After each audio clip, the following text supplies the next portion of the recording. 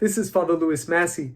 On today's episode of Friday with the Fathers, the Eucharist and the Early Church, we're going to take a quick look at a short episode in the life of St. Cyprian of Carthage, which illustrates his faith that the Eucharist is truly Jesus' body and his blood. St. Cyprian, whose birth name was Thasius, was born in the year 200 in the city of Carthage in North Africa, which was a part of the Roman Empire. St. Cyprian's parents were pagans, and he himself was converted to Christianity only at the age of 35. St. Cyprian became the bishop of Carthage in the year 249 and was martyred for the faith in the year 258. Over the course of St. Cyprian's life, there were a number of persecutions that occurred in North Africa. One of the questions that arose was what to do with men and women who had abandoned the faith during time of persecution. These men and women who had abandoned the faith were called lapsed Christians, and they sought to re-enter the church. What were they to do? Were they to do penance? Were they to do severe penance? This was a question that Christians and bishops were asking at the time. St. Cyprian, as he's dealing with this question in one of his treatises, tells a story about a young girl who had been part of a pagan sacrifice and then participated in a Catholic Mass. Let's hear what happened to her. Learn what occurred when I myself was present and a witness. Some parents who by chance were escaping, being little careful on account of their terror, left a little daughter under the care of a wet nurse. The nurse gave up the forsaken child to the magistrates.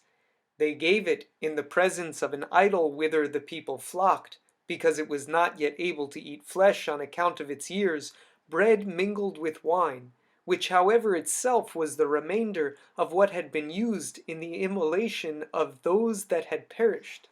Subsequently, the mother recovered her child, but the girl was no more able to speak or to indicate the crime that had been committed than she had before been able to understand or to prevent it. Therefore it happened unawares in their ignorance that when we were sacrificing, the mother brought it in with her. Moreover, the girl mingled with the saints, became impatient of our prayer and supplications, and was at one moment shaken with weeping, and at another tossed about like a wave of the sea by the violent excitement of her mind. As if by the compulsion of a torturer, the soul of that still tender child confessed a consciousness of the fact with such signs as it could. When, however, the solemnities were finished, and the deacon began to offer the cup to those present, and when, as the rest received it, its turn approached, the little child, by the instinct of the divine majesty, turned away its face, compressed its mouth with resisting lips, and refused the cup.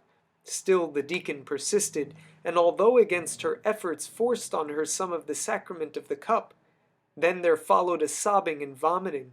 In a profane body and mouth the Eucharist could not remain. The draught sanctified in the blood of the Lord burst forth from the polluted stomach. So great is the Lord's power, so great is his majesty. The secrets of darkness were disclosed under his light, and not even hidden crimes deceived God's priest. There are many texts that I could have chosen to illustrate St. Cyprian's belief that the Eucharist is truly Jesus' body and his blood, but I chose this one because it's a striking story, and it's a very different type of defense of the Eucharist than we've seen before and than we'll see in the future. St. Cyprian tells this story of this young girl whose lips are tainted with the wine of a pagan sacrifice and is therefore unable to receive the Eucharist.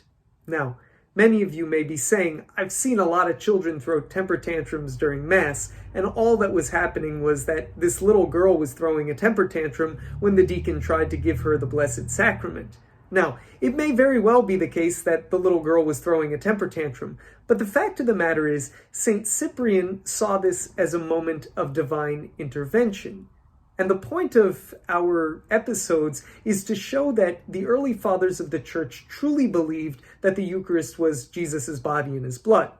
St. Cyprian believes in this moment that he is witnessing a divine intervention, that the reason this little girl cannot receive the precious blood of the Lord is because she had been tainted by a pagan sacrifice.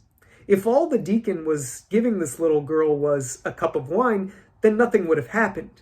But this was truly the blood of the Lord, And that's why she responded in this way, according to St. Cyprian. So it's clear from this episode that St. Cyprian doesn't consider the chalice simply a glass of wine. Rather, he considers it truly the blood of the Lord. And so once again, we see that one of the early fathers of the church, in this case, St. Cyprian of Carthage, truly believed that the Eucharist is not just a symbol, not just a sign, not just common bread and wine, but truly the Lord's body and blood.